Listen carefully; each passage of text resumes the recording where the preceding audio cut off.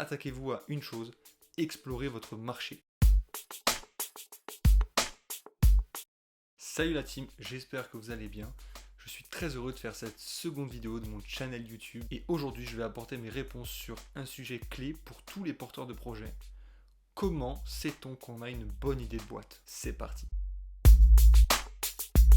La première chose, et ça peut-être qu'on aura l'occasion d'en parler, il faut choisir vraiment une idée qu'on a, voilà, on dit voilà j'ai une application, etc. Il faut essayer d'approcher le problème derrière tout ça. C'est-à-dire finalement qu'est-ce que cette idée, qu'est-ce que cette application cherche à résoudre au sein d'un système, au sein d'un écosystème. Plutôt que de dire je vais créer une application qui va aider les gens à faire ça, il faut plutôt avoir un spectre plus concret qui dit dans tel secteur, les personnes sont confrontées à tel problème. Ce problème engendre telle chose. Ainsi, il semblerait qu'il faille résoudre ce problème. Et à ce moment-là, ça permet d'avoir une vision plus globale. Vous n'êtes plus arrêté sur votre application, software ou autre chose. Ça, c'est très important. Ensuite, vous pouvez attaquer concrètement les 3 étapes qui vont vous permettre de conceptualiser et d'avancer concrètement sur votre idée. Et ainsi valider si oui ou non, votre idée est bonne. Première chose, attaquez-vous au marché. Avant toute formulation de solution, d'écran de solution, de produit, je vais créer un produit comme ça, etc. Attaquez-vous à une chose, explorez votre marché. Si vous pensez que quelqu'un est susceptible d'acheter ce que vous créez, si vous pensez qu'il y a une opportunité dans ce que vous avez identifié, rencontrez des gens, faites des entretiens avec de potentiels utilisateurs. Même si vous n'êtes pas certain de qui ils sont, même si vous n'êtes pas certain de comment vous allez les atteindre, on s'en fout. Le plus important, c'est de vous entretenir avec eux, capter un premier besoin, parce que le sujet numéro 1, c'est que vous deveniez non seulement expert de votre secteur, mais surtout expert de votre projet. Il faut que vous ayez une maîtrise absolue sur ce que vous créez, pourquoi vous le créez, pour qui vous le créez, quels besoins vous résolvez. C'est extrêmement important, c'est l'essentiel pour avoir un produit qui fonctionne. Ensuite, en point 2, une fois cette exploration utilisateur faite, des premiers besoins captés, focalisez-vous sur un besoin. Puis, une fois que votre besoin est identifié, analysez le marché. Existe-t-il des concurrents? Est-ce que les acteurs présents sur le marché adressent totalement ou seulement partiellement le besoin que vous adressez? Techniquement, comment allez-vous vous différencier de vos concurrents? Est-ce que vous allez vous différencier sur une technologie ou pas? Est-ce que vous allez plutôt vous différencier d'un point de vue marché ou simplement dans la façon avec laquelle vous adressez le problème? Est-ce que vous avez trouvé un nouveau business model qui va être en rupture avec ce qui existe? C'est là toutes les questions que vous devez vous poser et vous devez avoir une réponse à toutes ces questions, même si cette réponse n'est que partielle. Elle grandira au fur et à mesure de votre projet. Enfin, on va s'attaquer au 3e point.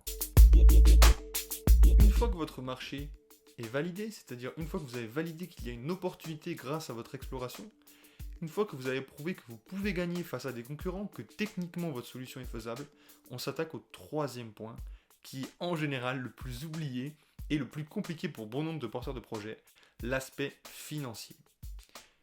C'est très simple à ce stade, au lieu de commencer à écrire un business plan qui va être complètement décorrélé de la réalité, rédiger un document d'une vingtaine de pages, de quarantaine de pages, de 100 pages, qui va expliquer le statut juridique que vous allez prendre, comment est-ce que vous allez faire, et qui finalement va se focaliser sur tout, sauf vos clients.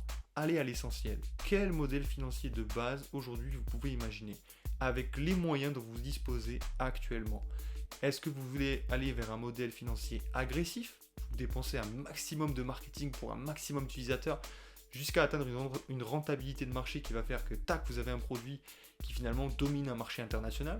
Ou est-ce que vous êtes plutôt partisan du je crée petit à petit et petit à petit j'évolue brique par brique mon projet pour finalement réussir à atteindre une agrégation d'utilisateurs suffisante qui va faire que finalement j'ai une communauté qui vit de façon saine et qui fait que j'ai un produit qui apporte une grosse valeur.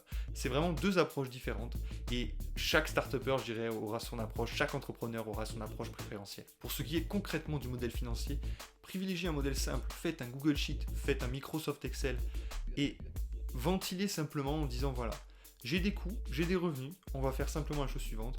Mes coûts moins mes revenus, à combien je m'en sors.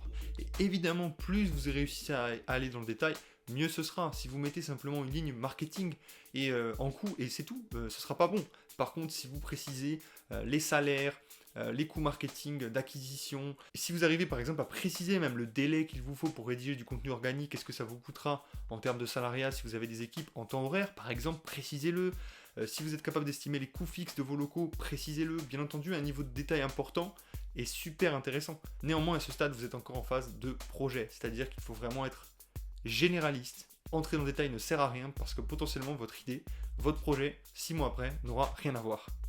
Bref, si vous avez suivi correctement ces étapes, explorer le marché, collecter des besoins utilisateurs, vous entretenir avec eux, définir une liste et adresser un besoin spécifique sur lequel vous voulez travailler.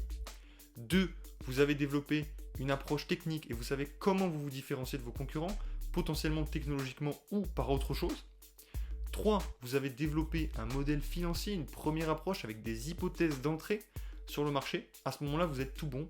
Vous avez tous les éléments qui vont vous permettre d'évaluer si oui ou non l'idée que vous avez, l'opportunité que vous avez identifiée au sens large est vraiment pertinente pour le secteur, pour ce que vous souhaitez développer. Ensuite, évidemment, il faut entrer beaucoup plus dans le détail. Il faut réitérer cette boucle que je vous ai donnée, marché technique financier, un maximum de fois possible pour affiner un maximum votre projet. Et très vite, il faudra penser à dire, ok, maintenant, de façon opérationnelle, concrète, comment je vais développer mon projet? Quel type de développement? Quel type de designer? Etc, etc. Mais ça pourra être l'occasion d'une prochaine vidéo. Merci à tous, j'espère que cette vidéo vous a plu, que le format vous a intéressé. Je me suis vraiment attelé à réduire un maximum le temps de la vidéo pour que vous ayez un condensé d'informations pertinentes à ce sujet. Je vous invite à aller voir, j'ai créé un document exprès. Évidemment, c'est libre à vous de le consulter. J'ai créé un document d'ailleurs que j'ai partagé sur les réseaux sociaux qui consiste à préciser les 10 étapes pour réussir sa startup, même si vous n'avez pas fait HEC. D'ailleurs, en l'occurrence, je vous expliquerai un jour mon histoire avec HEC. Ce sera assez drôle, ou plutôt l'histoire que je n'ai pas eue avec HEC. Bref, du coup, je vous invite à aller voir ce document. Il est dispo en description. Ce sera un petit document, vous allez arriver sur mon site et il faudra remplir un formulaire et vous pourrez le télécharger. Je préfère être franc avec vous, comme ça au moins vous avez toutes les infos. Et ce document, il est beaucoup plus précis sur les éléments que je vous donne. Si j'allais dans ce niveau de précision, je pense que j'aurais fait une vidéo d'1 heure, donc voilà, je me suis efforcé de garder un format très court. Aussi à ce sujet, je suis en train de créer une toute nouvelle communauté. Alors pour l'instant, elle ne sera pas encore animée, mais si vous voulez, je voudrais avoir un premier lot de personnes qui seraient intéressées. Ce sera simplement un groupe pour que des personnes, un petit peu les novateurs ambitieux, les innovateurs ambitieux qui sont dans ma chaîne, puissent échanger autour de projets, d'idées de projets, etc. Ce sera un channel vraiment pour l'instant qui aura juste pour but que finalement des personnes comme vous puissent interagir sur différents projets, pour présenter vos idées, pour donner vos techniques, pour identifier le marché, etc. etc. Bref, j'espère que ça vous intéresse. Si vous voulez y accéder, pareil, je vous mets le lien en bio, et comme ça, vous pourrez me faire une demande pour rejoindre le groupe. Ce sera un groupe Facebook. Merci à tous, c'était Aurélien Onimus. Je vous souhaite à tous une très bonne journée. Ciao.